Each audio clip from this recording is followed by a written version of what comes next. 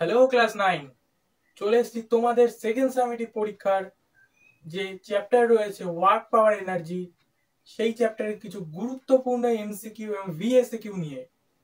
তো তার মধ্যে এটা শীট নাম্বার 1, এমসিকিউ ভিএসকিউ এর আরেকটা শীট আসবে, সেটা শীট নাম্বার 2। এই দুটো শীটের ভিতর থেকেই তোমরা পরীক্ষায় কোশ্চেন কমন পেয়ে যাবে। তো কি বলা আছে, প্রথম শীটে যে 11টা কোশ্চেন রয়েছে তা তোমাদের সাথে একটু আলোচনা করে দিই। বলেছে এসআই পদ্ধতিতে বলের পরম একক কি? উত্তর হবে জুল। চিহ্নটাও সাইডে দেওয়া রয়েছে। শক্তি ও বলের মধ্যে সম্পর্কটি লেখো। শক্তি ইজ ইকুয়াল টু বল ইনটু বেগ, অর্থাৎ P is equal to F into V. কার্য একটি স্কেলার রাশি নাকি ভেক্টর রাশি? ভীষণ ইম্পর্টেন্ট কোশ্চেন। স্কেলার রাশি। কার্য ও শক্তির মধ্যে সম্পর্কটি হলো কার্য ইকুয়ালস টু শক্তি ইনটু সময়, অর্থাৎ W equals to P into টি। এইভাবেও কোশ্চেন দিয়ে দিতে পারে চিহ্ন দিয়ে। মহাকর্ষীয় শক্তির এসআই এককটি হলো কেজি মিটার, এখানে একটা স্টার দিয়ে রাখতে পারো। একটি স্কেলার রাশির উদাহরণ দাও যেখানে তিনটি মৌলিক একক ব্যবহার করা হয়। ভীষণ ভীষণ ইম্পর্টেন্ট কোশ্চেন। উত্তর হবে শক্তি। তারপরে 1 horse power is equal two কত ওয়াট? 746 ওয়াট।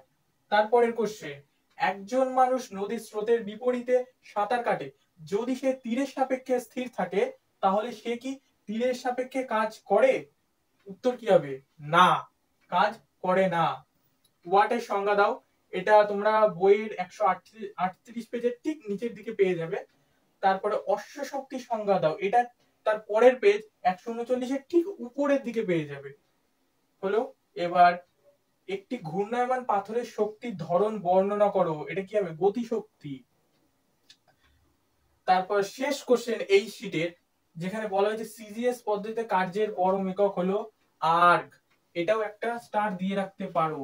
এখানে আরেকটা স্টার পেতে পারে অশ্ব শক্তির সংজ্ঞা।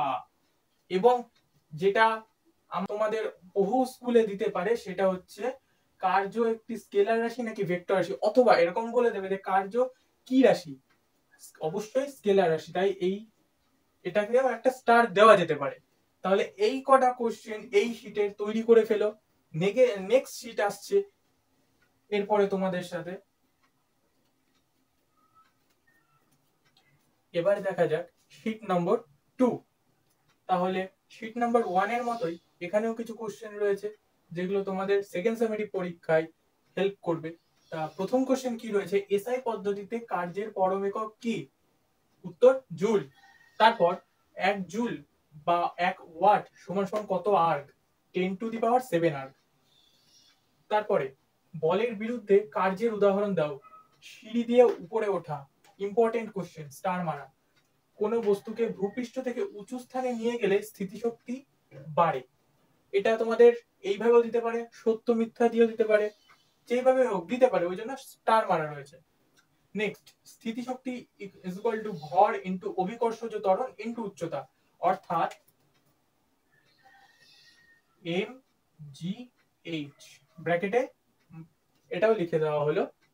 এবার গতিশক্তি is equal to half M V square, অর্থাৎ half M V square.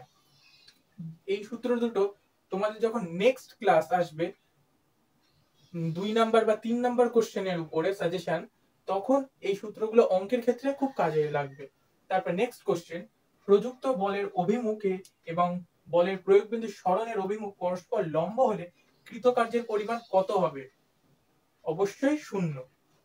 Next, বলের প্রয়োগ বিন্দু সরণ না হলেও কি কার্য সম্পাদিত হওয়া সম্ভব? অবশ্যই হ্যাঁ, ওই জন্য উত্তরটা হ্যাঁ। এক ব্যক্তি সুটকেস হাতে নিয়ে অনুভূমিক রাস্তায় হাঁটলে ওর কার্য শূন্য হয়, সত্য নাকি মিথ্যা? অবশ্যই সত্য। নেক্সট, মহাবিশ্বের মোট যান্ত্রিক শক্তির মান সংরক্ষিত, সত্য অবলিক মিথ্যা। ভীষণ ইম্পর্টেন্ট কোশ্চেন, সত্য, স্টার দেওয়া রয়েছে। এবার লাস্ট কোশ্চেন, এক অশ্ব ক্ষমতা ইকুয়ালস টু 746 ওয়াট, সত্য নাকি মিথ্যা? অবশ্যই সত্য। তাহলে এই 2 নম্বর শীটে এই কটা কোশ্চেনই ছিল।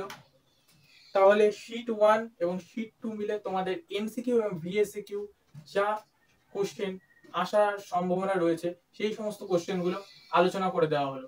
এই কোশ্চেনগুলো রেডি করো, তার পাশাপাশি বই খুঁটিয়ে পড়ো, আর কোনো কিছুই আটকাবে না তোমাদের 2 নম্বর পেতে গিয়ে। তারপর যে 2 মার্কসের আসবে বড় কোশ্চেন সংক্ষিপ্ত এবং 3 মার্কসের কোশ্চেন, ওই 5 নাম্বার পাওয়ার জন্য নেক্সট ক্লাসে আমরা সাজেশন নিয়ে আসছি। তো সেখানে থাকবে অনলি 2 মার্কস এবং 3 মার্কস। তাহলে দেখা হচ্ছে সেই দিন। ততক্ষণে সবাই ভালো থেকো, সুস্থ থেকো আর মন দিয়ে পড়াশোনা করো।